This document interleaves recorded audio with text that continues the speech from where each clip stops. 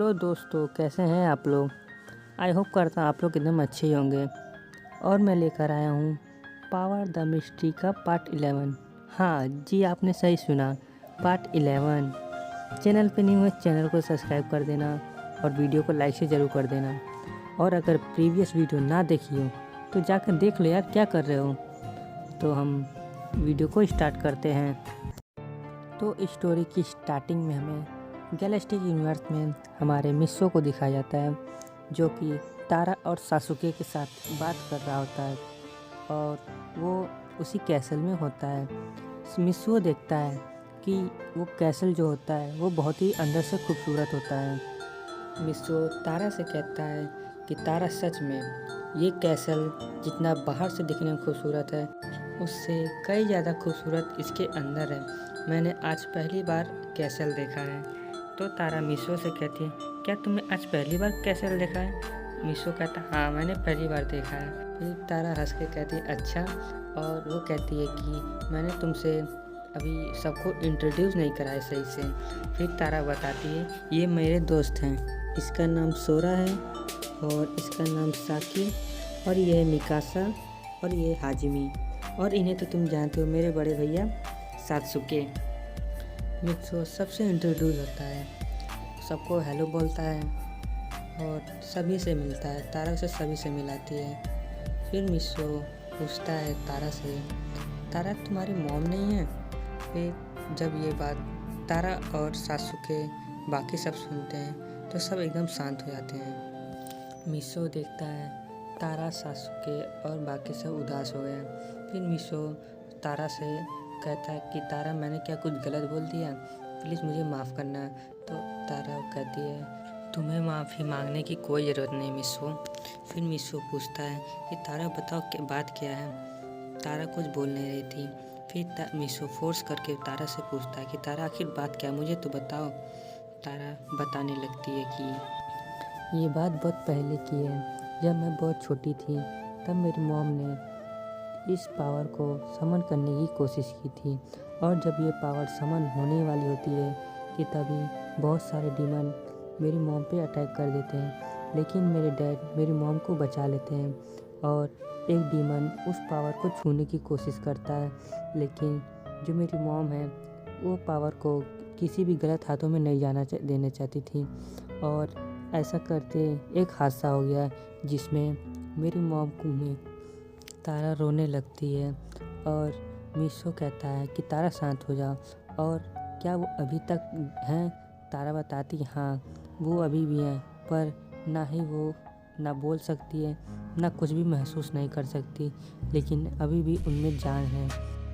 और हमने उन्हें बहुत सारी पावर से उन्हें जगाने की कोशिश भी की थी, उन्हें ठीक करने की कोशिश की थी, लेकिन वो आज तक नहीं उठ पाई और ना ही हम उनकी मदद कर पाए। और तारा बहुत रोने लगती है। फिर मिस्सो तारा को आंसू पोंछता है और कहता है, तारा शांत हो जाओ, अब मैं सब ठीक कर दूँगा। तारा खुश हो जाती है और मिस्सो पूछता है कि आखिर वो है कहाँ अभी। तारा कहती है कि वो चलो मैं तुम्हें ले चलती हूँ। कि तभी जो तारा के डैड होते हैं वो उन्हें रोक देते हैं। तारा के डैड कहते ही हैं कि तारा, मुझे माफ़ करना, मैं तुम्हें और तुम्हारे दोस्त को तुम्हारी मॉम के पास नहीं जाने दे सकता। फिर तारा कहती है कि डैड आप विश्वास रखिए, मॉम अब ठीक हो जाएंगी, लेकिन उसके डैड नहीं मान रहे थे। तारा कहती है कि डैड, मैंने मॉम को ठीक करने के लिए इस पावर को समन किया, और मिस्सो ही एक ऐसा इंसान है जो कि मॉम को ठीक कर सकता है। लेकिन जो तारा के डैड होते हैं वो मना कर देते हैं। लेकिन तारा कहती है कि तो आप ही बताइए कि मॉम कैसे ठीक होंगी, क्या आप ठीक कर सकते हैं। यहाँ पे जो तारा के डैड होते हैं वो कोई जवाब नहीं दे रहे थे। तो जो सासुके होता है वो अपने डैड से कहता है कि डैड, एक मौका तो देखिए मिस्सो को, शायद मॉम ठीक हो जाए। तो तारा के डैड यहाँ पे मान जाते हैं कि सभी लोग फोर्स कर रहे होते हैं। तो तारा खुश हो जाती है। यहाँ पे जो मिस्सो होता है वो तारा के डैड से कहता है कि मुझ पे विश्वास करने के लिए शुक्रिया, मैं आपको निराश नहीं करूँगा। तारा के डैड कहते हैं कि आई होप तुम्हारी बातें सही हो। मिस्सो सासुके, तारा और उसके डैड जाने लगते हैं उसके मॉम के पास और उसके दोस्त भी। तो तारा के डैड कहते हैं कि आप लोग यहीं रहिए, आपको आने की कोई ज़रूरत नहीं। यहाँ तारा के जो डैड होते हैं वो नहीं चाहते कि उनकी जो वाइफ है यानी तारा की मॉम उनके पास कोई भी शख्स जाए, तो वो मिशो को लेके जाने लगते हैं। साथ में तारा और सासुके भी होते हैं। मिशो जब उस रूम के पास पहुंचता है जहाँ पे तारा की मॉम होती है, तो वो देखता है कि उस रूम को पूरे अच्छे से स्पेल से लॉक किया गया है और बड़ी कड़ी निगरानी में रखा गया है। तो मिशो तारा से कहता है कि शायद तुम्हारे डैड तुम्हारी मॉम को लेके बहुत ज़्यादा पॉजिटिव है। फिर तारा कहती है हाँ, उन्हें उनकी बहुत ज़्यादा फिक्र है। उस इंसिडेंट के बाद मेरे डैड किसी को भी मेरे मॉम के पास नहीं जाने देते हैं, मुझे और सासुको को छोड़कर। इस वजह से तुम्हें वो रोक रहे थे क्योंकि वो अभी तुम्हें सही से जानते नहीं हैं। मिशो कहता है हाँ, ये बात तो सही है और हो भी क्यों ना हो, क्योंकि उन्हें उनकी बहुत ज़्यादा चिंता है। फिर वो उस गेट को खोल देते हैं। तो जब मिशो उस कमरे के अंदर जाता है तभी उसके ऑरे से ही लगभग जो तारा की मॉम होती है उनके अंदर मूवमेंट आने लगते हैं। ये देख के तो जो तारा के डैड होते हैं वो बहुत ज़्यादा शॉक हो जाते हैं और बहुत खुश भी हो जाते हैं। फिर मिशो तारा की मॉम के पास आगे बढ़ने लगता है और जब वो देखता है तो मिशो को भी बहुत बुरा लगता है कि इनकी ये हालत ऐसी कैसी हो गई। तारा जो होती है वो अपनी मॉम की ये हालत देख के थोड़ी भावुक हो जाती है और उसकी आंखों से आंसू आने लगते हैं। तो मिशो तारा को शांत कराते हुए कहता है कि तारा तुम शांत हो जाओ, रो मत, अब सब ठीक होने वाला है। तारा शांत हो जाती है। मिशो तारा की मॉम के पास आता है और अपनी आंखें बंद करके कुछ स्पेल पढ़ने लगता है। लगभग 2 मिनट के बाद मिशो जब अपनी आंखें खोलता है और एक मैजिक होता है जिससे पूरे जो रूम होता है पूरे लाइट से चमक उठता है। फिर उस लाइट के हटने के बाद फिर हमें तारा की मॉम का सीन दिखाया जाता है जो कि धीरे धीरे अपनी आंखें खोलती हैं। ये देख के तारा, सासुके और उसके डैड बहुत खुश हो जाते हैं। तारा बहुत ज़्यादा खुश हो जाती है। वो उसकी मॉम जब अपनी आंखें खोलती है तो अपने सामने मिशो, तारा, सासुके और उस अपने हस्बैंड को पाती हैं और तारा की मॉम बोलती हैं कि तारा क्या ये तुम हो? और तारा बहुत ज़्यादा खुश हो जाती है और अपनी मॉम को गले लगा कर रोने लगती है। उसकी मॉम भी रोने लगती है और सासुके भी अपनी मॉम को गले लगा लेता है और वो कहता है कि मॉम आप ठीक हो गई और वो बहुत रोने लगता है। यहाँ पे जो तारा के डैड होते हैं वो भी बहुत ज़्यादा खुश हो जाते हैं और उनकी आंखों में भी आंसू आ जाते हैं और वो मिशो का हाथ पकड़ के कहते हैं कि मिशो तुम्हारा बहुत बहुत शुक्रिया, मैं पता नहीं इस एहसान को कैसे चुकाऊंगा। तुमने ना आज मेरी वाइफ को ठीक किया है बल्कि मेरी सारी खुशियाँ लौटा दी हैं, मैं तुम्हें कैसे शुक्रिया अदा करूं। यहाँ पे हमारा मिशो बोलता है कि आपको मुझे शुक्रिया बोलने की कोई ज़रूरत नहीं और ये रही बात, ये तो मेरा फ़र्ज़ था और मैं अपने फ़र्ज़ से कभी नहीं पीछे हटता और मैंने आपसे वादा किया था कि मैं आपकी वाइफ को ठीक कर दूंगा और मैंने तारा से भी वादा किया था जो कि मैंने अपने वादा पूरा किया और अभी आपको तारा की मॉम को देखना चाहिए कि वो अभी ठीक है या नहीं। तो तारा के डैड कहते हैं हाँ और वो अब तारा की मॉम के पास जाते हैं, उनसे वो भी गले लगा लेते हैं और वो कहते हैं कि खैर आज तुम ठीक हो गई और वो भी बहुत ज़्यादा खुश हो जाते हैं। मिशो देखता है कि आज उसने तारा और उसकी फैमिली को उसकी खुशियाँ लौटा दी और मिशो भी बहुत खुश होता है। तो तारा की मॉम देखती हैं कि एक लड़का वहीं खड़ा है साइड में, तो वो तारा से डैड से पूछती हैं कि ये लड़का कौन है। तो यहाँ पे तारा जो होती है वो अपनी मॉम को शुरू से जहाँ से उसने मतलब मिशो को उसको पावर दी थी और आज के इंसिडेंट के बारे में सब कुछ बताती है और तारा ये भी कहती है कि मॉम मिशो ने आपको ठीक किया है। जब तारा की बात ये सब सुनती हैं उसकी मॉम, तो वो मिशो को अपने पास बुलाती है, तो मिशो भी उनके पास चला जाता है। तो तारा की मॉम मिशो से कहती है कि मिशो बेटा तुम्हारा बहुत बहुत शुक्रिया तारा की जान बचाने के लिए और सभी की और इस यूनिवर्स की भी। मैं तुम्हारी शुक्रिया कैसे अदा करूं? अगर तुम शायद ना होते तो मैं आज इस हालत में ना होती।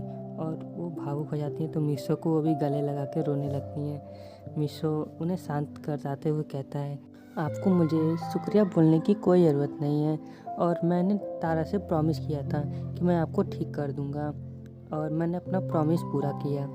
तारा की मॉम फिर से मिशो को शुक्रिया बोलती हैं, और मिशो कहता है, मैंने आपसे कहा ना कि आप मुझे शुक्रिया मत बोलिए। फिर तारा की मॉम कहती है, अच्छा ठीक है, मैं नहीं शुक्रिया बोलेंगी।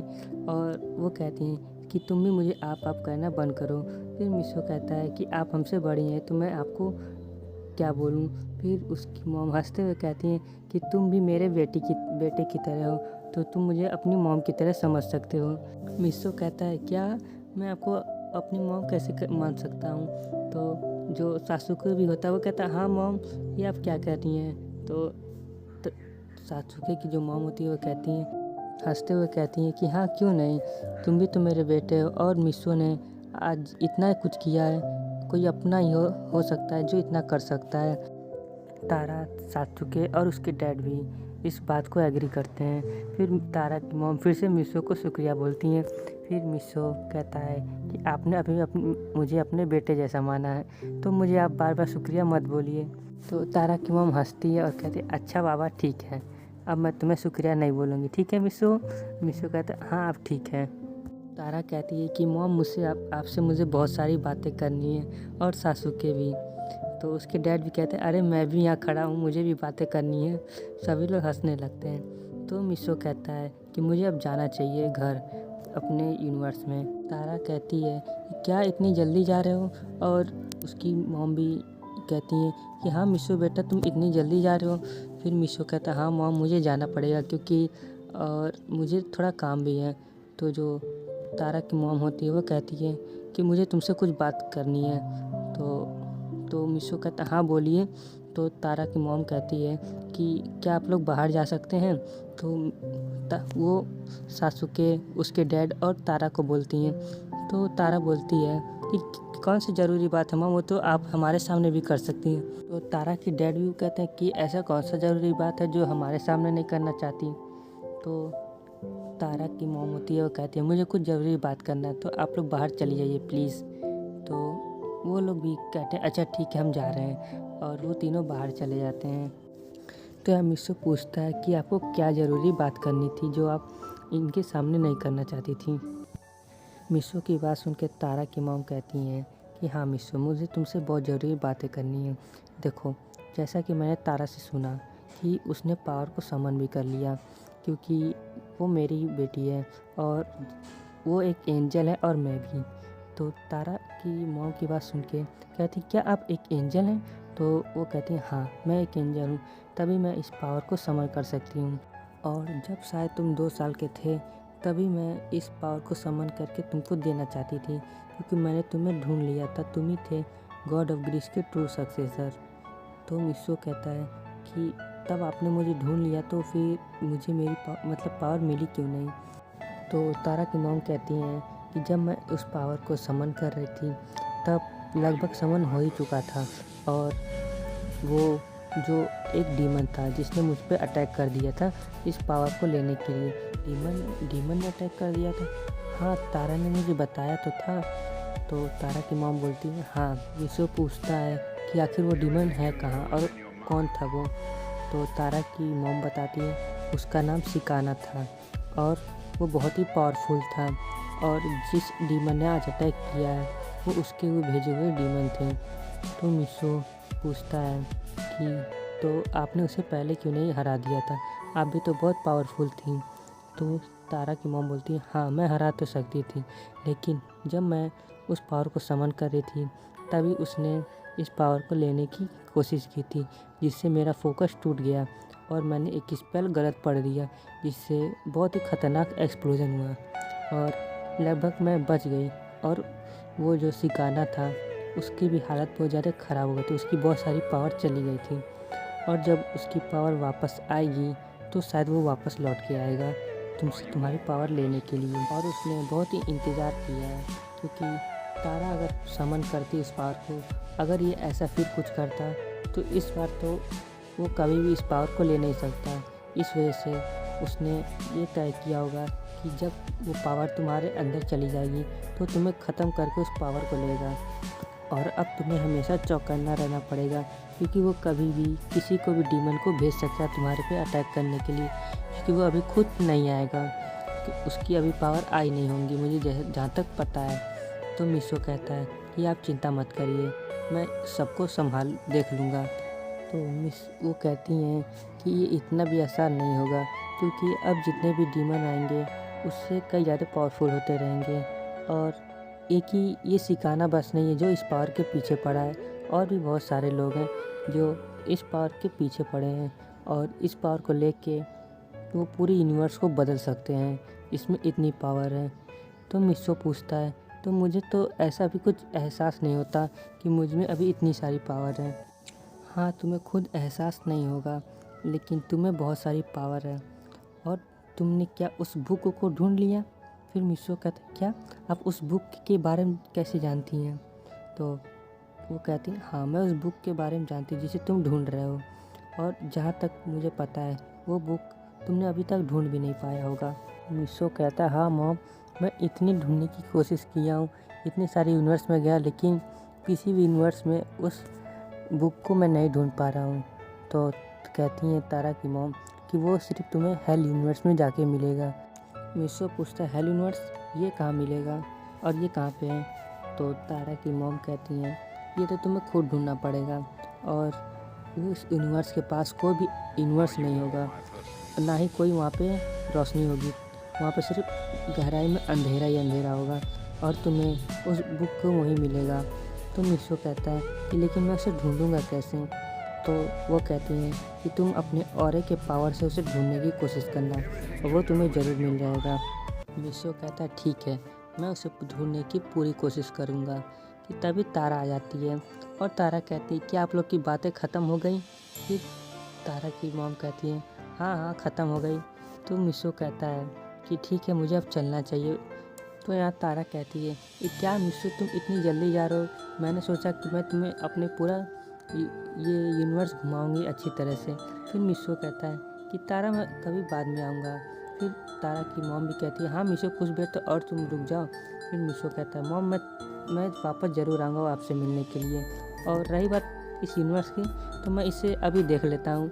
और वो अपनी आंखें बंद कर लेता है, और लगभग 2 मिनट के अंदर ही उसे सारी मतलब यहाँ की जगह के बारे में पता चल जाता है। मिशो कहता है, ठीक है, मैंने ये यूनिवर्स भी देख लिया। तो तारा कहते, क्या बकवास कर रहे हो? मैंने सोचा कि तुम्हें मैं अच्छे से पूरे यूनिवर्स को अच्छे से घुमाऊंगी, और तुम कुछ दिन यहाँ रुकोगे। जाओ, तुम चले जाओ, मैं तुमसे बात नहीं करूँगी। फिर मिशो कहता है, अरे तारा, मेरी बात तो सुनो, मैं तो सिर्फ मजाक कर रहा था, और ठीक है, मैं वापस ज़रूर आऊँगा तुमसे मिलने के लिए, मैं तुमसे प्रॉमिस करता हूँ। तारा कहती, अच्छा ठीक है। फिर मिशो कहता है, ठीक है मॉम, मैं अब चलता हूँ। और सासुके, उसके डैड भी आ जाते हैं। तो सासुके कहता है, क्या मिशो, तुम इतनी जल्दी क्यों जा रहे हो? तो मिशो कहता है कि अरे सासुके, मुझे थोड़ा काम है, तो मुझे जाना पड़ेगा। तो सासुके कहता है, अगर तुम रुक जाते तो हम फुल मस्ती करते हैं। तो मिशो कहता है कि मैं वापस ज़रूर आऊँगा। तो मिशो फिर जाने लगता है। तो जाते जाते तारा से कहता है, सच में तारा, तुमने अपना गार्डन अपने मैजिक से बहुत अच्छा कर दिया है। तारा जब ये सुनती है तो कहती है, तुमने कब देखा? तो मिशो कहता है, मिशो हंसने लगता है, और वो वहाँ से चला जाता है। तारा कहती, ये भी ना मुझे पता था, ये सारी चीज़ें देख लिया पहले से ही, सारा मूड बेकार कर दिया। यहाँ सभी लोग हंसने लगते हैं। फिर सासुके कहता है तारा से कि लगता है तुम्हें मिशो पसंद आने लगा है। यहाँ पे जो तारा होती है उसका पूरा चेहरा तो लाल हो जाता है। तो तारा भाई कहती है कि तुम क्या बकवास कर रहे हो भैया? फिर सासुके कहता है कि तो तुम्हारा चेहरा लाल क्यों हुआ है? तो तारा अब कहती वो ऐसा बोल के वहाँ से चली जाती है। ये सीन देख के तो आप लोग समझ ही गए होंगे कि तारा को भी मिशो के लिए फीलिंग आने लगती है धीरे धीरे। अब आगे पता नहीं कौन कौन से मिशो के लाइफ में बम फटेंगे, ये तो हमें आगे ही पता चलेगा। मैं इसमें तो मिशो और सुमेरे की एज बताना तो भूल ही गया कि इसमें मिशो की एज लगभग 17 ही है, 16 या 17 है, और सेम सुमेरे की भी। सीन हमें अर्थ का दिखाया जाता है, जहाँ पे मिशो कुछ ही देर में अपने रूम में पहुँच जाता है। और वो जाके सबसे पहले अपने गेटअप बदल लेता है। मिशो खड़े खड़े कुछ सोच रहा होता है। फिर उसे एहसास होता है कि उसे पीछे से किसी ने हक कर लिया है। तो जब पीछे देखता है तो पाको होती है। मिशो कहता है, अरे पाको तुम। फिर मिशो सामने की तरफ घूमता है तो पाको से बहुत तेज़ी से हक कर लेती है। फिर मिशो कहता है, क्या हुआ पाको? तो पाको कहती है, मिशो तुम ठीक तो हो ना? फिर मिशो कहता है, हाँ मैं तो ठीक हूँ, मुझे क्या होगा? मिशो कहता है, लगता है मुझे तुम्हारी तबीयत नहीं ठीक है। फिर पाको कहती है, क्या कह रहे हो? मैं तो ठीक हूँ। फिर मुझे अचानक से तुमने हक क्यों किया? पाको कहती है, मुझे आज तुम्हारी बहुत चिंता हो रही थी, पता नहीं क्यों, मुझे अच्छा नहीं लग रहा होता है। फिर मिशो कहता है, अरे पाको मैं तो ठीक हूँ। पाको मिशो को बहुत तेज़ी से हक कर लेती है। फिर मिशो कहता है कि पाको तुम सच में लगता है तुम्हारी तबीयत नहीं ठीक है। और यहाँ पर जो मिशो होता है वो पाको का हाथ पकड़ के चेक करने लगता है कि पाको ठीक है या नहीं। वो कहता है, पाको तुम तो ठीक हो। और जैसे मिशो आगे कुछ बोलता है उसका मुंह बंद हो जाता है, क्योंकि पाको ने उसे लिप लॉक किस कर लिया होता है। और ऐसे ही 10 मिनट तक पाको मिशो को किस करती है। तो मिशो पाको को दूर करता है और कहता है, पाको ये तुमने क्या कर दिया?